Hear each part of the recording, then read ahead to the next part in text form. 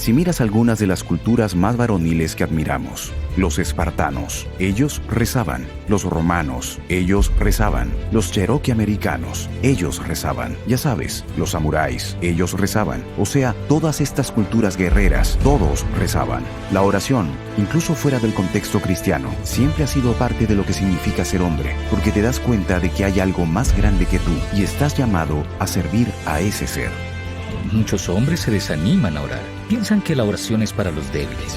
Y después de todo, tienen ciudades que construir y compañías que formar y todo tipo de cosas por hacer, ¿verdad? El único lugar en el universo donde puedes tener un encuentro personal con Dios vivo es en el corazón humano. Y entonces, nosotros los hombres tenemos que hacer de la oración una prioridad. Sabes que el catecismo dice que la oración es simplemente la elevación del alma a Dios. Y estamos llamados a tener una relación profunda, íntima y personal con Dios. No podría llegar el día del partido sin practicar y esperar estar en el Salón de la Fama. Lo mismo es cierto en nuestra vida espiritual. Necesitamos ser disciplinados con nuestra vida de oración. Necesitamos invertir tiempo todos los días en oración. Últimamente, la oración es: tú eres Dios y yo no, y te necesito. Soy un pecador, necesito un Salvador.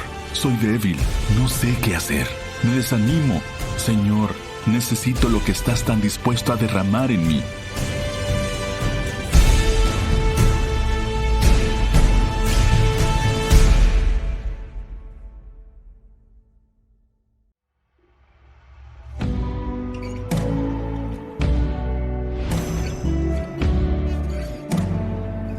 La oración es ciertamente la piedra angular de todo lo que deberíamos estar haciendo, porque nos orienta a nuestro Padre Celestial. Los hombres pueden integrar la oración en su vida diaria de muchas maneras diferentes, y creo que este es realmente uno de los elementos críticos de lo que significa ser un hombre. Tenemos necesidad. Entonces la humildad es la base de la oración, y creo que es muy masculina. Un hombre puede caminar con orgullo y decir: no necesito la ayuda de nadie. O un hombre, que creo que es la verdadera masculinidad, puede decir: sé quién soy en relación con mi Padre Celestial y mi Rey. Y voy a inclinarme ante Él. Y voy a mantener una conversación con Él y averiguar qué quiere Él que haga. La oración realmente puede ayudar a un hombre en medio de las luchas, los desafíos y las pruebas de la vida. Solo piensa en las cosas que un hombre puede enfrentar a diario. Necesita tener un timón, y la oración es realmente eso. No rezamos porque somos buenos ni porque somos santos. Yendo a la iglesia y orando y sometiéndonos al Señor, Él nos hace santos en el proceso. Así que se trata de entender el orden de las cosas y comprender cuál es la fuente de nuestra santidad. No es nuestro esfuerzo, y ese es probablemente el mayor obstáculo para que el Señor nos haga santos.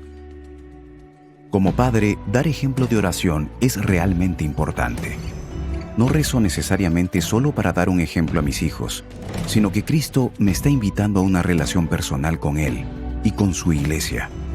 Porque si solo actuamos de manera rutinaria, nuestros hijos lo saben y lo notan. De hecho, San Juan Pablo II dijo que su padre ni una vez le habló sobre el sacerdocio. Pero él dijo: mi hogar fue mi primer seminario. Y él dijo: tras la muerte de mi madre, su vida se convirtió en una plegaria constante. Él dijo: a veces me despertaba durante la noche y encontraba a mi padre arrodillado, de la misma forma en que lo veía siempre en la iglesia parroquial. Que simplemente vean su padre rezando, creo que es el testimonio más importante, no tanto lo que decimos, sino quiénes somos.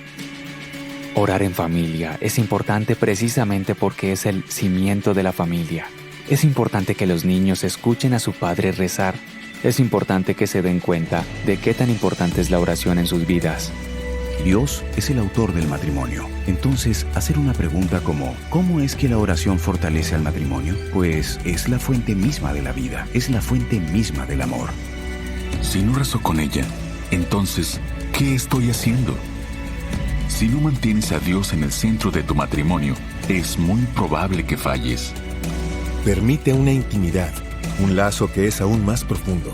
Y es por eso que los matrimonios donde hay oración permanecen juntos mucho más tiempo. Cuando acudimos a la oración nos entregamos al Señor, y lo que el Señor hace en la oración es que nos esculpe, nos da forma, nos hace quienes Él quiere que seamos.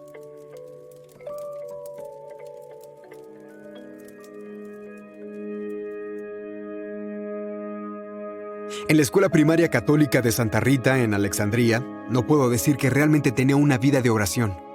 Y luego terminé yendo a la Universidad de Bellarmine, en Louisville, y jugando básquetbol allí. Fui elegible para el servicio militar obligatorio en Vietnam. Entonces dijeron que tenía que presentarme. Mi pobre madre, ella solo veía tantas bolsas de cadáveres de hombres que regresaban. 59,000 murieron. Me quedé pensando, ya sabes, tengo que aprender a orar, porque podría morir allí, y solo necesito rezar por la ayuda de Dios. Vi un libro sobre el rosario y dije, voy a leer eso y comenzaré a rezar el rosario. Y eso fue lo que hice. Y empecé a acostumbrarme a eso, ya sabes. Incluso a meditar sobre los misterios. Me enviaron a una unidad mecanizada, como pequeños tanques. Realmente se necesitaba la gracia de Dios para poder superar eso. Uno solo puede aguantar hasta cierto punto. Uno ve hombres pisar minas terrestres que explotan justo frente a ti. Y luego el 21 de abril de 1968, durante la ofensiva del Tet, mi unidad de 6 hombres fue atacada por una unidad norvietnamita de 100 hombres. Nos estaban esperando y solo éramos 6. Y entonces uno de los soldados comunistas me disparó con un lanzacohetes.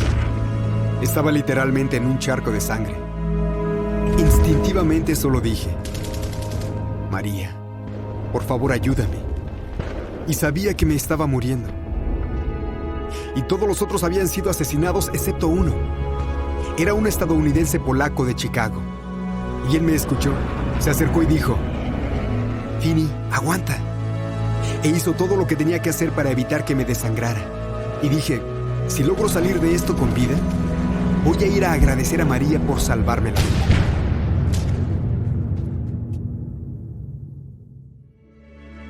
Y así, cuando salí del ejército, sabía que Dios quería que yo fuera el apóstol de su madre.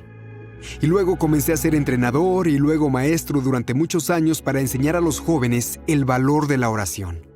Tengo 6 libros impresos en este momento. Y eso es lo que me llevó a tener un encuentro con Juan Pablo. Juan Pablo II y yo teníamos un vínculo fuerte. Hubo un atentado contra él y perdió mucha sangre. Y en mi historia, ¿sabes? Perdí mucha sangre e invoqué a María de la misma forma que él lo hizo. Él fue la persona más devota que he visto en mi vida. Literalmente rezaba por horas todos los días. Pero él siempre decía, mi oración favorita es el rosario. Dijo que la razón por la que los niños no están interesados en el rosario en los tiempos modernos es que no les están enseñando a contemplar los misterios. Y enfatizó silencio y meditación. Por eso te animo a que uses el método de Juan Pablo II. Tomas la primera decena y dices el nombre del misterio. Y luego vas a la escritura y lees esos versículos. Reflexiona sobre ellos si estás callado. No te apresures al Padre Nuestro y al Ave María. Es tener a Jesús como tu mejor amigo y a María como tu madre.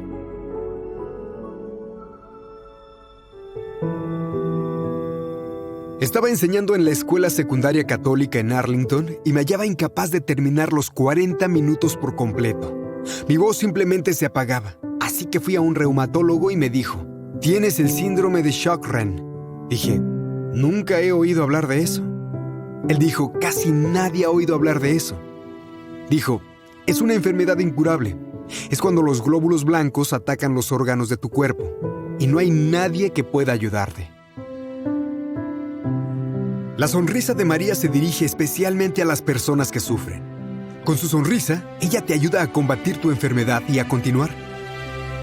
Juan Pablo siempre decía, pon todo en las manos de María y luego deja que ella se lo dé a Dios. Y así lo he hecho. Realmente no sé cuánto tiempo más tengo para vivir. Le he dado todo mi sufrimiento a ella. Dije, mamá, este es un regalo para ti. Por favor, dáselo a Dios. Entonces eso es lo que estoy haciendo.